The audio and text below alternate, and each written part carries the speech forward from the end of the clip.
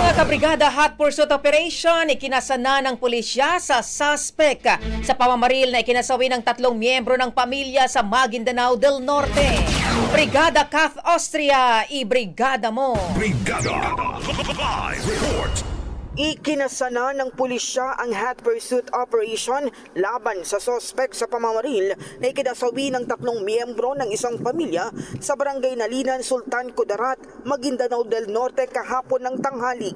Kinilala ni ProBar spokesperson Lieutenant Colonel Jopi Ventura ang mga biktimang nasawi na sina Ibrahim Payapat, ang kanyang asawang si Zenaida Ango Kusain at ang 16 anyos na anak na si Aiza Kusain Payapat. Sugatan naman ang 11-year-old pa nilang anak na si Alias Makmak na patuloy na inoobserbahan sa pagamutan. Batay sa investigasyon, sakay ng isang motor na may sidecar o payong-payong ang pamilya nang pagbabarilin sila ng hindi pa nakikilalang sospek.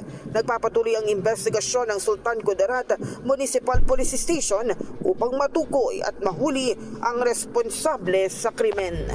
In the heart of changing lives, ako si Brigada Kath Austria ng 105.1 Brigada News sa Manila, The Music News Authority. Ang bahaging ito ay hatid sa atin ng Guard C Plus with Zinc Capsule. Always protektado ang kalusugan.